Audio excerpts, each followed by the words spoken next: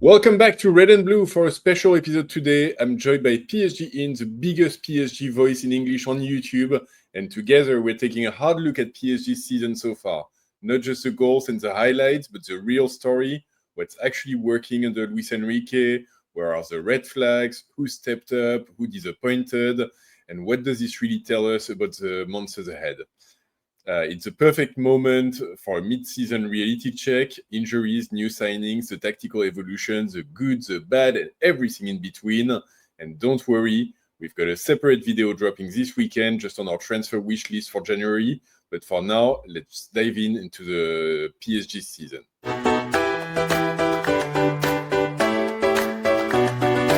All right, Mr. PSGINT, how's it going, man? It's going great. Obviously missing PSG.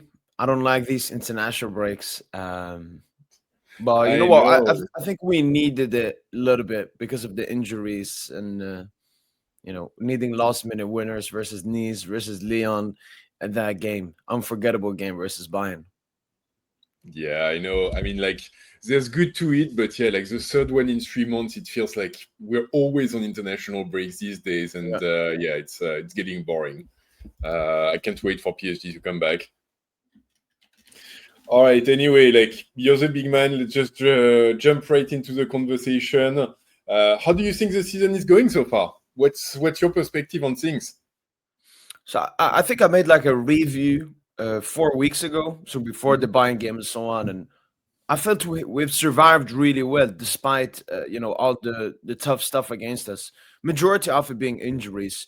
And I actually saw this comparison on Twitter, a bit similar to when we made the final in 2020, because it was played in August, the knockouts in the final, and then immediately we resumed the season without any proper rest and any proper like warming up training going into the season. So I think that's affected us negatively. There's been some people have put question marks above the transfer window as well. Did we do enough? But I think despite all of that, we've survived. We're first in the league. Yeah. Yes, we should be more comfortable, but we're first in the league. And in Champions League, we have 9 out of 12 points. So if we compare this to last season, November, completely different story. So no, I'm happy with this season so far, despite everything that's happened. Yeah, I think from my perspective, I'd say like it's kind of hard because obviously like everything happens in the second half of the season. It's really hard at this point to know if it's going well or not. Obviously, like we've had some good wins. I think like the Super Cup win at the beginning of the season was good. Winning in Barcelona is good. But then we also take some losses. So like losing in Marseille, losing against Bayern. Those are like kind of disappointing results as well. And I think overall, like, there's injuries going on, there's things that work, there's things that doesn't. So like there's a little bit of a mixed bag. But yeah, like if you compare to last season, you're entirely right. We're like way ahead of where we were at this point last year. So gotta be happy with that, I guess. No, 100%. We haven't had a struggling season with injuries. I think last season some PSG fans were like, or maybe next season we'll get a lot of injuries because we didn't really get a single major injury last season. Well, we've had Luis Enrique now for 3 seasons, and all 3 seasons we start off with one way, maybe a little bit more negative, and we always ended off well.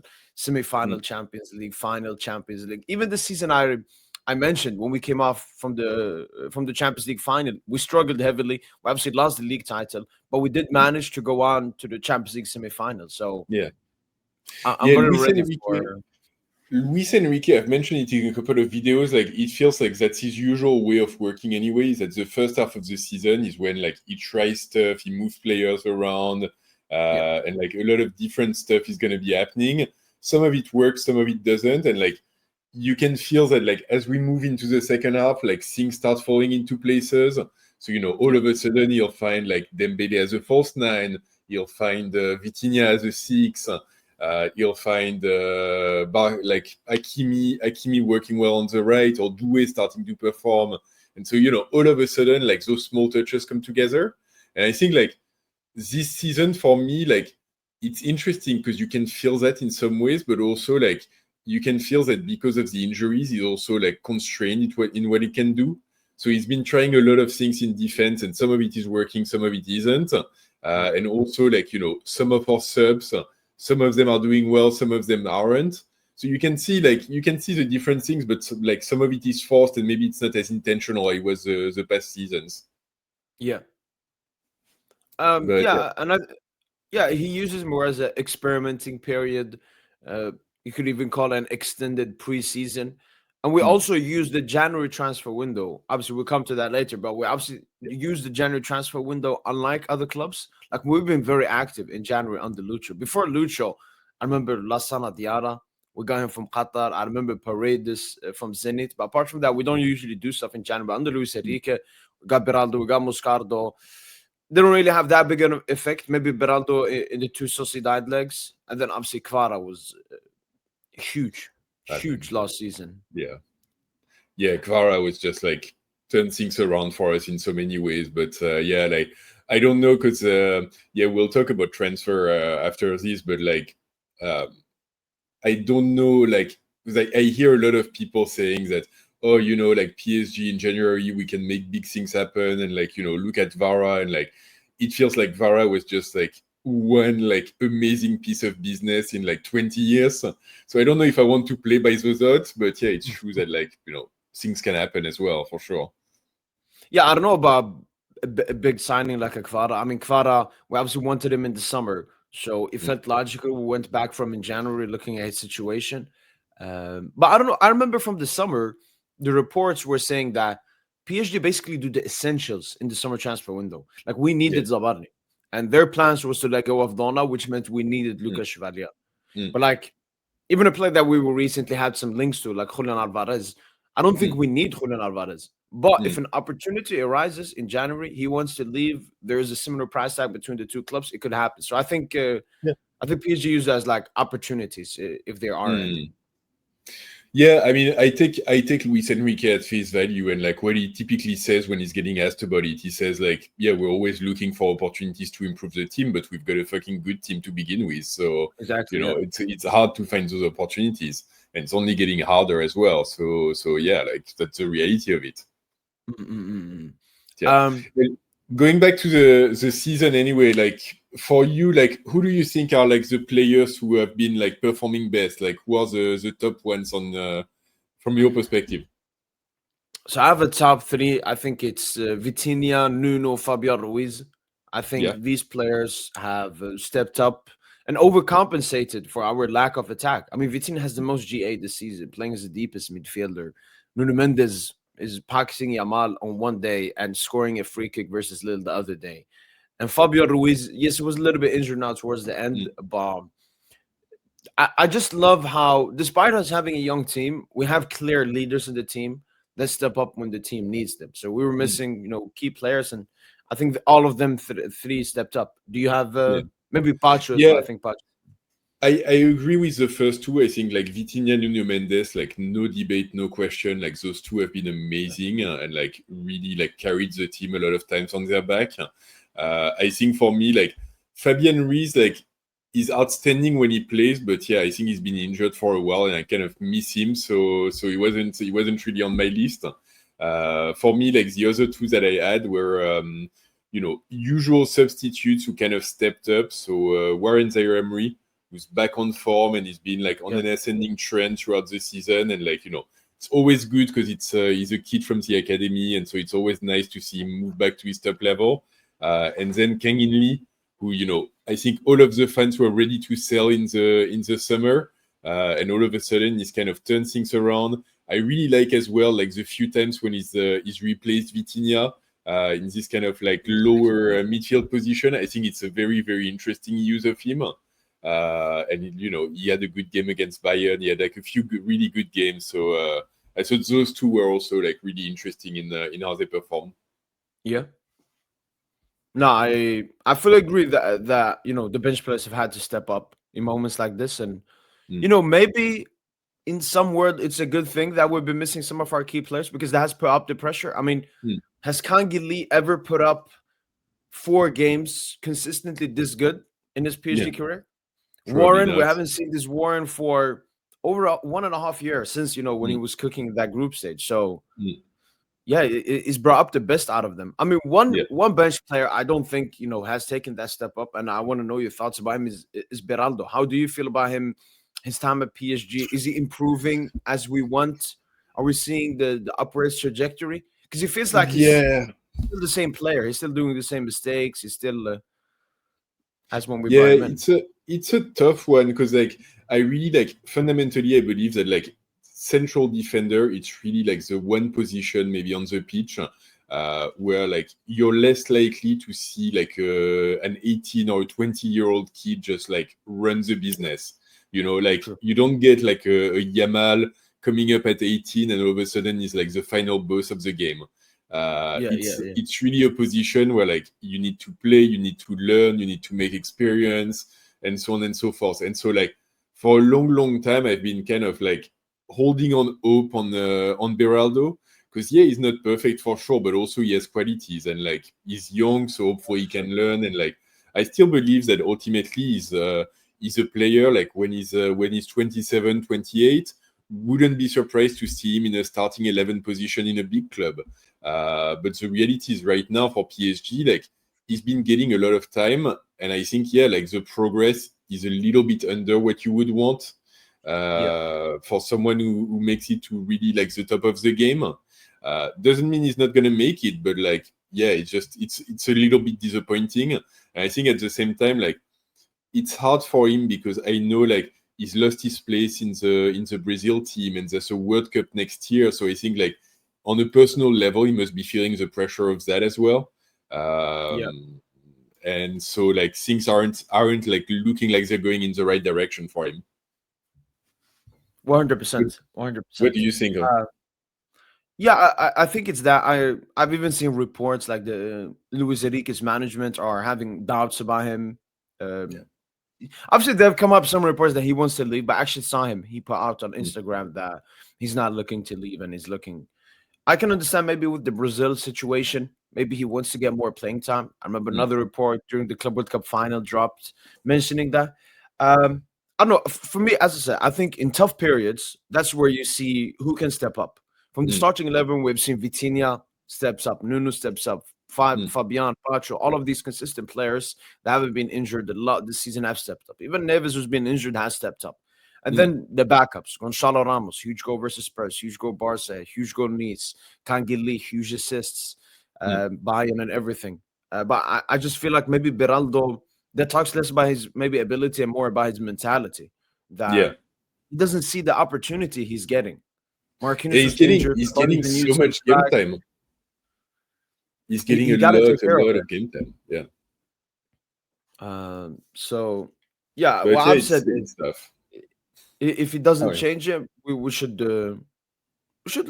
not every player is going to succeed at PSG. There are obviously going to be some players that like Ugarte and so on. So, but I mean, ultimately, like I don't even look at it as like a player who didn't succeed. It's just like he's made his time, and we can only take him so far. But ultimately, like if we sell him tomorrow, like we'll make money on him because like we didn't pay a lot of money for him up front. He played his game. Some of them he was good in. Some of them, like most of them, he didn't really deliver what we wanted. But like on his watch, we won the Champions League. So, he'll always be part of that team, I guess. Even if he didn't have a big role to play, like he still played that return against Aston Villa and we still qualified. So, like it is what it is. Yeah, and he still like started Ligue games where we could rest our starters that eventually played in the UCL. Yeah, I think this is also the main reason between like Luis Campos and Leonardo.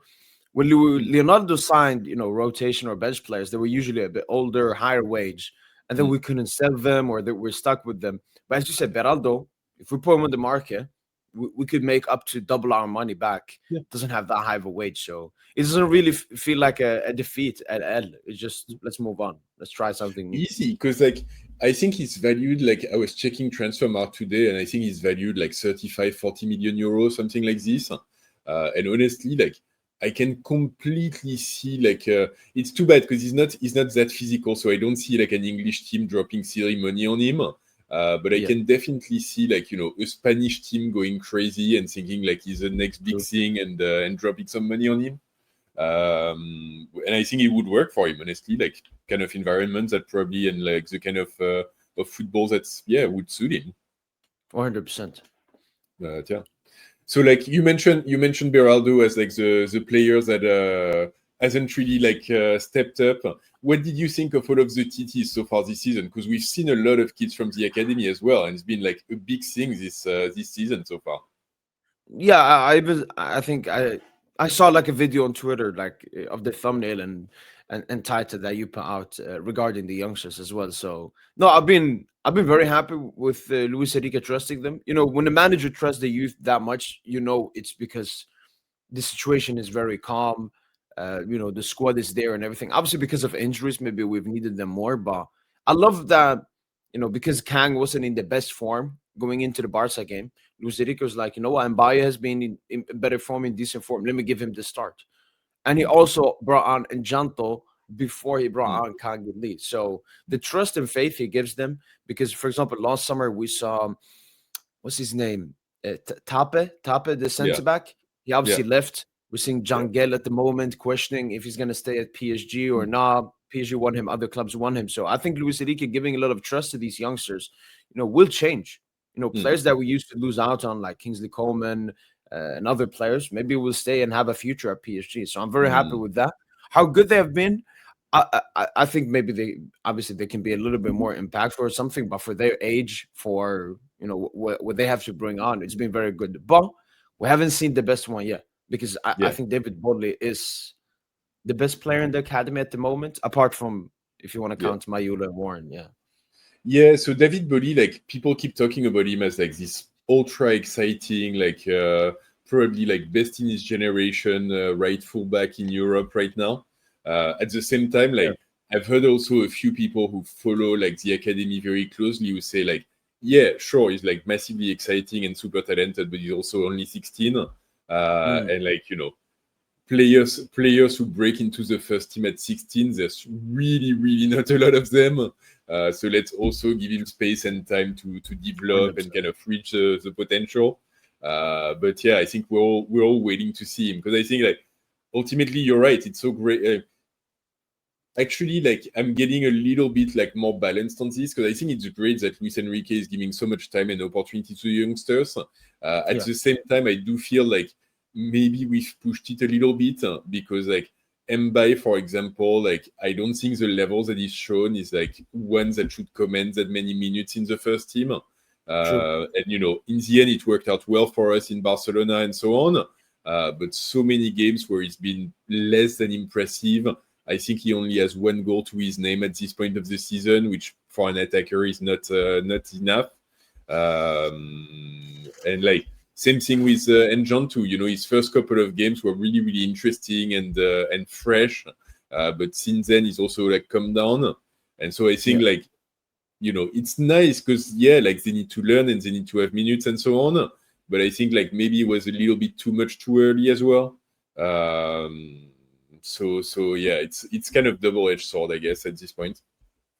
Yeah. I think maybe because of the situation we're in, they got to play more minutes than they were supposed to for their age and so on.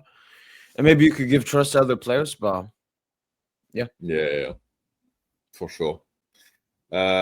Cool. And like then sorry, that's there we go. Sorry, that went weird. In terms of key moments for you this season so far, like what are like the big moments that you think will stick? We didn't have our Man City of the year yet. I think like, you know, that big turning point of the season that we had last year. But I do think there were like quite a few interesting games. The only one, I mean, basically If you all like, for me, like I first think round. like on my end, like I mentioned a few up front, but I think like starting with the Super Cup, I think like lifting that trophy, it's a historic moment because like obviously it's the first for the club. And for me, I remember last time we played in the Super Cup, which was like in the 90s after winning the Cup Winners' Cup, and we got absolutely like destroyed by Juventus, like 6-1, absolutely spanked. So it's actually nice to come back and win it a few years later.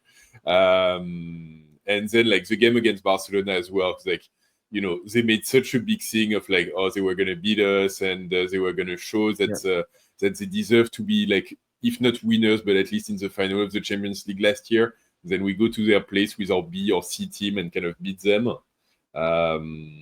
So I think for me, those were like really the two like big positive moments so far.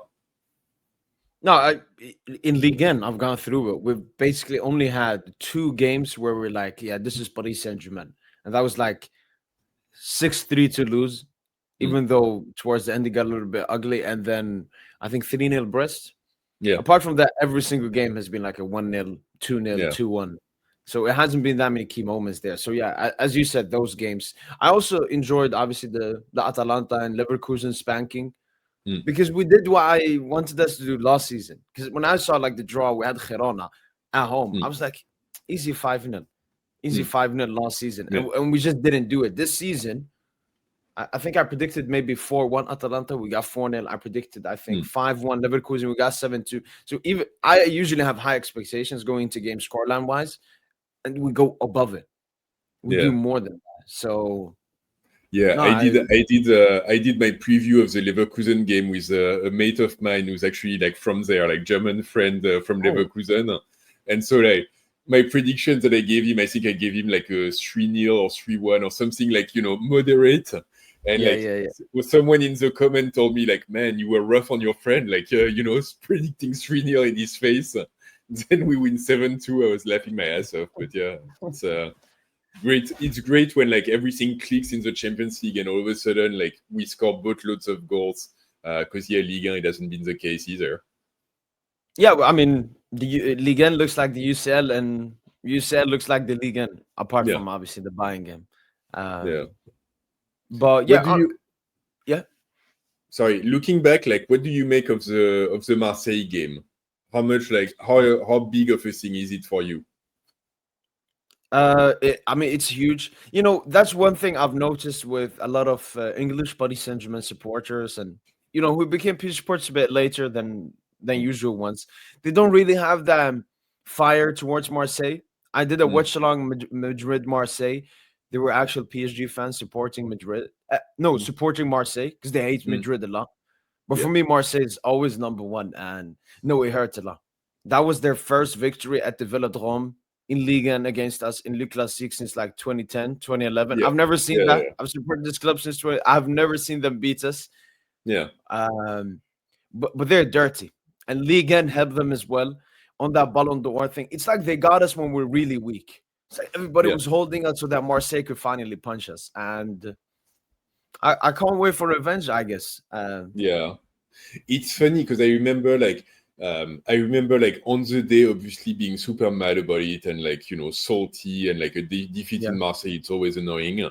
And I was actually thinking of this today, and I think like looking back, it's funny because I think like they won, but at the same time, like that defeat showed that like we're just not in the same league anymore at all. And like the fact is that for PSG, like what you remember of that night, it's like not so much the defeat against Marseille, it's like Dembélé winning the Ballon d'Or. And the fact is that they had to like, you know, postpone the game till the night where like all of our players were going to be focused on the Ballon d'Or. We had to like fly back and forth to Marseille like twice in 2 days. It was such like, I guess like an organizational shit show that like the defeat doesn't even matter. It's like, yeah, sure, you won, but like we were winning the Ballon d'Or that night and we had bigger things to worry about. So like, yeah, whatever. Like you guys aren't like, you're not even on our radar screen, you know? So yeah, I don't know. Maybe I'm making myself feel good about it, but yeah. No. If there's any way to lose to Marseille, that was, I guess, the best way to lose at the same time. Because like, even then, if you look back at this game, like for all of the noise that they made about it, like they only win 1-0 and like an own goal from Marquinhos and like horrible thing from Chevalier, and like it's not like, you know, it's not like they beat us 3-0 like clean and like, yeah, like, and like they don't really dominate that game either. Like if you go back, like, yeah, like we have our chances as well, and like obviously we don't play very well, but yeah, it's not a huge difference either. Yeah. I mean, we'll get them. They're already making excuses because we'll face them in Trophée des Champions. Yeah. And I think they'll be missing some key players due to AFCON. But I couldn't care less. You guys didn't care. I think Marseille even tried to postpone the game because they want to have their players, which is hilarious. Hilarious. Yeah, I mean, it's Marseille. Like, they're very good at running their mouth, and like when it comes time to back it up, like, you know, they'll make excuses and they'll find things and so on. But yeah, it is what it is. I think like I'm ready for another series of 15 years of beating them to arrive. You know, I can't wait. But if we're fully honest, because some people don't like to have the conversation about Marseille. I mean, this is the best Marseille I've seen under my time. Since when would you say Marseille were this good? Oh, since like pre-QSI era, like when Deschamps was their coach and they were like winning the league and so on. Like, no question in my mind. Yeah, they do have a strong team. I don't like the club. I don't like the coach. I don't even like the players themselves. But yeah, I recognize that like there's talent on the pitch. I think the squad is a bit short, and I don't think like they're consistent enough to be able to go through it during a full season. And so that's why like I think we win in the end pretty comfortably. But yeah, like they've been doing pretty good work. I think the question mark, as always, like how long are they going to be able to continue before they start selling their best players, before like the coach goes away, and before like all of the things fall apart? Because like it's always the same with those teams. Like they have 1-2 good season, and then the whole thing crumbles. Yeah, I'm just waiting for that, and I hope they get relegated from the UCL. I couldn't care less about the French coefficient. Like, it's like they've been talking so much. Yeah, but it's always the same. Like they talk so much and then they don't back it up. It's like the Atalanta thing was just so freaking funny, man. Like, you know, when we play them and we beat them 4-0, like, yeah, but Atalanta is such a terrible team and they're so bad, and then they play them and don't even win, and like, yeah. It's just like they make themselves look ridiculous by just talking too much. Yeah, and they always. I've seen a lot of them mention stuff that the league helps PSG, like with referee decisions, with all of that. Yeah, bullshit. And then like so what do you think? Like, how do you think like not the rest of the season, because obviously there's still a lot of football to be played, but like how do you feel about like the next block of football, like between now and Christmas? Like, we've got a couple of Champions League games. We've got Tottenham, and I think we've got Sporting. I think is it Sporting Bilbao. Or is it Bilbao? Yeah. And then like a couple of interesting league games as well. Like, how do you feel about it? Well, once again, because we're gonna miss Hakimi and Doué for the entire of this block period you mentioned. PSG are looking to get Dembele and Nuno back for Spurs. I don't want to rush them, Booze. Please let him. You know what? Let him go to a resort until January or something. I don't want him to get another relapse, another injury. So for me, I'm gonna be honest. This period, I have less expectations than usual, in the sense that just survive, win the league and games. We need to create some kind of cushion, and get the needed points, either 4 or 6 points in the UCL. But I know it will be another tough period for PSG. But we have our best midfield finally back. Hopefully, no more injured players. Hopefully, players can step up and make this period better than it should be. But it's all about survival. And then, obviously, straight at the end, we have the Intercontinental final. So we can become stupid winners and finish off 2025 in a spectacular way. I mean, this has been a special year. Yeah. There was news that came out today, actually, that Luis Enrique is looking at like taking more times before players come back from injury. And so like we'll have to see how that impacts. But yeah, like player like Nuno Mendes, for example, wouldn't be surprised if we don't see him until like relatively like December, like mid-December maybe. Like we'll see. But I think like they're done taking any risk with players, so it might take a bit more time. I do hope, like, because like obviously with Nuno Mendes and Hakimi and Doué injured, that's a lot of talent that's off the pitch. I think the midfield coming back is going to help us, but still, I really hope. I mean, I don't really mind Ligue 1 so much. I think like whatever happens there, like we'll be okay in the end. But like the 2 Champions League game and the Intercontinental, I hope we find like the resources to actually win those games. Because if we win our next 2 Champions League game, we go into January, no pressure, like kind of already qualified in a great position to get top 8 and so on. Versus like if we drop points, all of a sudden it puts pressure on later. And like that last game against Newcastle is not going to be easy, even if it's at home. So yeah, you want to get the points as soon as possible, and obviously you want to get the Intercon trophy as well. 100%. I think that should be the aim. Like we need to win in all competitions. I don't think it's been scheduled yet, but we should also have a Coupe de France game. We usually have one. So that's one supposedly 2 or 3 days after the Intercontinental. It's actually the last game before the break. Oh, okay. Hopefully we don't get a tough team like last time. Like that. Arsenal was really tough. Yeah. Or like, with like this year, we just like, we get a tough team, plays a B team anyway, and whatever happens. Like, I hate to say this because like Coupe de France is really a PSG trophy, and it's very close to the hearts of a lot of supporters historically. But I think given all of the stuff that we've got going on, if there's 1 year where like I'll be happy to see this one out, like maybe it is it. We'll see. Yeah. But I mean, the treble felt nice last season. Another one. Yeah, but I'll take the second Champions League rather than a domestic treble, for sure. If I have to choose. Yeah. Cool. Let's close it here. Thanks so much for watching. Let us know in the comment like what you think of PSG season so far, how things have been going, and what you thought of what we said. As always, like please drop a like on this video, massively helps, and do subscribe to the channel. Go hit the bell to get notified of future videos. And stay tuned, watch this space for a second video on transfer with the man himself, PSG Int. Thanks again, man, and I'll see everyone later.